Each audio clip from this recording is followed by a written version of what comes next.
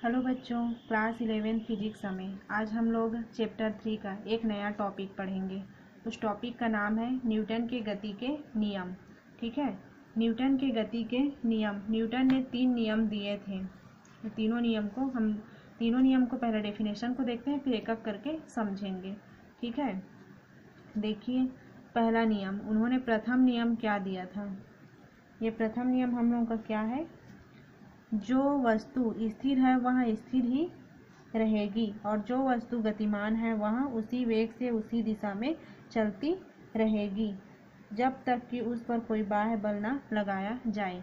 Newton की गति के तीसरा नियम में से पहला नियम क्या है कि जब कोई वस्तु गतिमान है तो वह गतिमान ही रहेगी, या तो विरामावस्था में है तो वह विरामावस्था में रहेगी जब तक कि उस पर कोई बाह्य बल नहीं लगाया जाता। ठीक है, और दूसरा देखिए, किसी वस्तु के संवेग में परिवर्तन की दर वस्तु पर लगाए गए बल के अनुक्रमानुपाती होती है और वह परिवर्तन बल की दिशा में ही होती है। ये वाला जब दूसरा नियम हम लोग प्रूफ करेंगे तो आप लोग को ज़्यादा बेहतर समझ आएगा। इसका मैथमेटिकल रूप होता है F = ma। ठीक है, किसी वस्तु के संवेग में परिवर्तन की दर वस्तु पर लगाए गए बल के अनुक्रमानुपाती होती है और परिवर्तन बल की दिशा में ही होता है।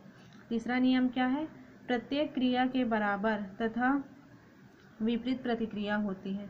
कोई भी क्रिया है, प्रत्येक क्रिया के बराबर विपरीत प्रतिक्रिया होती है। ठीक है, इनका एग्जाम्पल ले लेकर जब समझेंगे एक एक पॉइंट को तब ज़्यादा बेस्ट समझ आएगा। अभी ऐसे ही इसको मैं बता दी हूँ। ठीक है, अब देखिए न्यूटन की गति का जो प्रथम नियम अभी मैं बोली उसको एग्जाम्पल लेकर हम लोग समझते हैं। क्या है, जो वस्तु स्थिर है वह स्थिर ही रहेगी और जो वस्तु गतिमान है वह उसी वेग से उसी दिशा में गतिमान रहेगी जब तक कि उस पर कोई बाह्य बल न लगाया जाए। मतलब कोई एक वस्तु है, यदि वह स्थिर है तो स्थिर ही रहेगी और गतिमान है तो गतिमान ही रहेगी जब तक कि उस पर कोई बाह्य बल न लगाया जाए। तो इसका एग्जाम्पल देखिए, इस नियम के 2 भाग हैं बोले हैं। पहला को देखिए, पहला भाग विराम के जड़त्व से संबंधित है। ठीक है, प्रत्येक वस्तु अपनी विरामावस्था अर्थात विरामावस्था को तब तक बनाए रखते हैं जब तक कि उस पर कोई बाह्य बल आरोपित न किया जाए। इसे हम दैनिक जीवन में आसानी से देख सकते हैं। ठीक है, किसी कमरे में रखी हुई वस्तुएं जैसे कुर्सियां, मेज पर। ठीक है, देखिए इसका एग्जाम्पल हम लोग देखते हैं। विरामावस्था, जब कोई वस्तु विराम है तो वह विराम ही रहेगा। जैसे एक कुर्सी, एक हम लोग का बुक है, वो कमरे के अंदर में टेबल के ऊपर रखा हुआ है तो बुक विरामावस्था में है, लेकिन वो स्वयं की स्थिति में स्वयं के द्वारा परिवर्तन नहीं करेगा। जब कोई व्यक्ति उस बुक को उठाएगा और कमरे से बाहर लाएगा तभी वो बुक कमरे से बाहर आ सकता है। तो वो क्या हो गया हम लोग का, विराम का जड़त्व। और देखिए दूसरा एग्जाम्पल, दूसरा भाग इसमें क्या है, इसका दूसरा एग्जाम्पल क्या बोल रहा है उसको देखिए। जैसे फर्श पर कोई गेंद है, वो गेंद लुढ़क रहा है तो उसको आप जब तक नहीं रोकोगे तब तक वो गतिमान अवस्था उसकी नहीं रुकेगी। ठीक है, गेंद को हम लोग फर्श पर लुढ़का देते हैं तो गेंद गतिमान अवस्था में है और जब तक गेंद को हम लोग फिर से नहीं पकड़ेंगे वो गतिमान अवस्था में उसकी कोई परिवर्तन नहीं होगी। तो ये क्या है कि हम लोग का जो वस्तु स्थिर है तो वह स्थिर ही रहेगी और गतिमान है तो गतिमान ही रहेगी जब तक कि उस पर कोई बाह्य बल का प्रयोग नहीं किया जाता है। ठीक है, और जो हम लोग का जो न्यूटन की गति का प्रथम नियम है वह जड़त्व को भी परिभाषित करता है। मतलब जो न्यूटन की गति का प्रथम नियम है वो जड़त्व के नियम ही होता है। इसके बाद देखिए, ये बहुत ही इम्पोर्टेंट पॉइंट है, इसको अच्छे से देखिए। संवेग, देखिए संवेग को हम लोग का संवेग क्या होता है, किसी गतिमान वस्तु का संवेग उसमें निहित गति की मात्रा की माप होती है। संवेग क्या है, किसी गतिमान वस्तु का संवेग उसमें निहित गति की मात्रा की माप होती है। इसका दूसरा डेफिनेशन देखिए, किसी वस्तु के द्रव्यमान और वेग के गुणनफल को उसका संवेग कहते हैं। देखिए संवेग मोमेंटम, द्रव्यमान और वेग, द्रव्यमान है और वेग के गुणनफल को हम लोग संवेग कहते हैं। संवेग को p से व्यक्त करते हैं, द्रव्यमान को स्मॉल m से और वेग को वेलोसिटी को v से। ठीक है, ये मास इंटू वेलोसिटी हो गया, ये मोमेंटम। ठीक है, तो किसी वस्तु के द्रव्यमान और वेग के गुणनफल को उसका संवेग कहते हैं। अब देखिए संवेग से संबंधित तथ्य।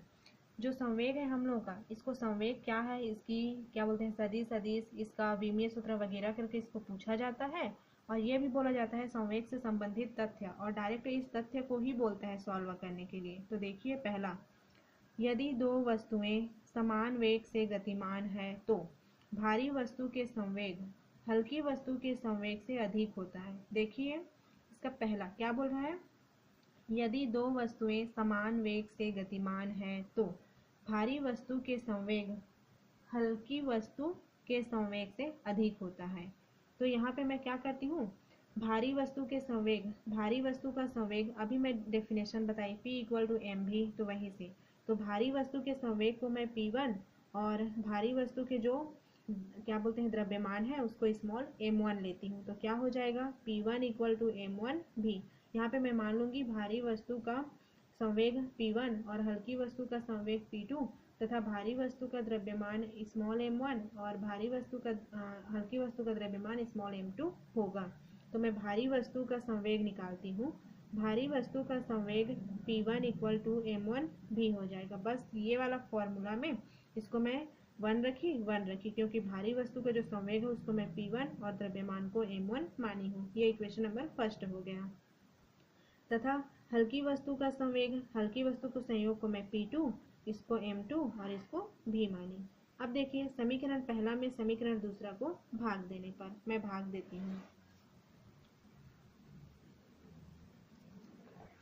यहाँ पे देखिए समीकरण पहला में समीकरण दूसरा को भाग देने पर, तो P1 बटा P2 हो जाएगा इक्वल टू P1 का इस साइड जो राइट साइड है वो क्या है, M1 भी अपॉन M2 भी। ये देखिए इसके बटा में ये और इसके बटा में ये चला जाएगा, यहाँ पे हो गया। अब देखिए इसमें P1 P2 आ गया, इसमें से V और V कट जाएंगे, तो कटेंगे तो क्या बचेगा, M1 अपॉन M2। इसका मतलब क्या है, M1 बड़ा है M2 से क्योंकि M2 नीचे में है, अतः P1 बड़ा होगा P2 से। देखिए P1 बड़ा है P2 से, M1 बड़ा है M2 से। तो जो हम लोग को क्वेश्चन बोला गया था वही इस पे सॉल्व हुआ है। देखिए इस प्रकार वेग समान होने पर, वेग हम लोग का देखिए भी समान है ना, समान होने पर भारी वस्तु का संवेग हल्की वस्तु के संवेग से अधिक होता है। देखिए P1 क्या है मेरा, भारी वस्तु का संवेग है ना, और P2 क्या है, हल्के वस्तु का संवेग है। तो भारी वस्तु का संवेग हल्के वस्तु के संवेग से अधिक होता है। हो गया, जो हम लोग को ये फर्स्ट में जो बोला गया है वही उसी का सॉल्यूशन यहाँ पे आ गया। जो भारी वस्तु का संवेग है वो हल्की वस्तु के संवेग से अधिक होता है। अब इसका दूसरा देखिए, यदि दो वस्तुओं के संवेग समान है तो हल्की वस्तु का वेग भारी वस्तु के वेग से अधिक होता है। यहाँ पे नोटेड पॉइंट, नोट पॉइंट क्या है हम लोग का कि दोनों वस्तुओं के संवेग समान है, ठीक है। तो हल्की वस्तु का वेग भारी वस्तु के वेग से अधिक होता है। जो हल्की वस्तु का भी वेग है, वेग में अभी परिवर्तन बोला गया है तो ये भी 1 आएगा। तो देखिए मेरा जो भारी वस्तु का संवेग उसको मैं P1 ले ली, द्रव्यमान को M1 ले ली और जो वेग है उसको मैं V1 ले ली। तो जो संवेग की परिभाषा से यहाँ पे क्या हो जाएगा, भारी वस्तु का संवेग P1 equal to M1 V1। ये मेरा इक्वेशन नंबर फर्स्ट हो गया। अब देखिए हल्की वस्तु का संवेग, ये क्या हो जाएगा, P2 equal to M2 V2 हो जाएगा। नोटेड पॉइंट इसमें क्या है कि दोनों वस्तुओं के संवेग समान है, मतलब P1 इक्वल टू P2 हो जाएगा। बोला है यहाँ पे कि दोनों वस्तुओं के संवेग समान हो तो हल्की वस्तु का वेग भारी वस्तु के वेग से अधिक होता है, मतलब P1 इक्वल टू P2 हो जाएगा। यहाँ पे देखिए प्रश्नानुसार जो प्रश्न में मेरे को बोला गया है वैसे ही हम लोग किए हैं। क्या बोला है यहाँ पे कि दोनों वस्तुओं का संवेग समान होता है। तो देखिए P1 इक्वल टू P2 हो गया। P1 का वैल्यू क्या है इक्वेशन नंबर फर्स्ट में, M1 V1 है, और P2 का वैल्यू क्या है, M2 V2 है, समीकरण फर्स्ट एंड सेकेंड से। अब देखिए M1 ज्यों का त्यों है, इधर का M2 उसके बटा में आ गया क्योंकि M2 V2 के साथ गुणा में है, तो इधर M1 के साइड आएगा तो वो भाग में हो जाएगा। तो M1 बटा M2 इक्वल टू इधर V2 का V2 और जो V1 है वो M1 के साथ गुणा में है तो इधर आएगा तो वो भाग हो जाएगा।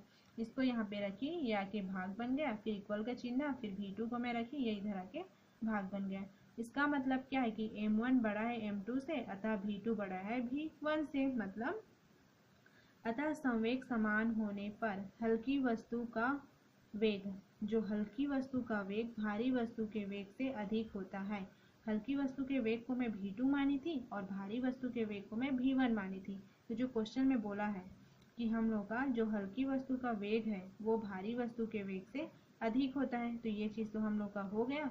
जो क्वेश्चन में प्रूफ करना था वो हम लोग का हो गया कि हल्की वस्तु का वेग भारी वस्तु के वेग से अधिक होता है।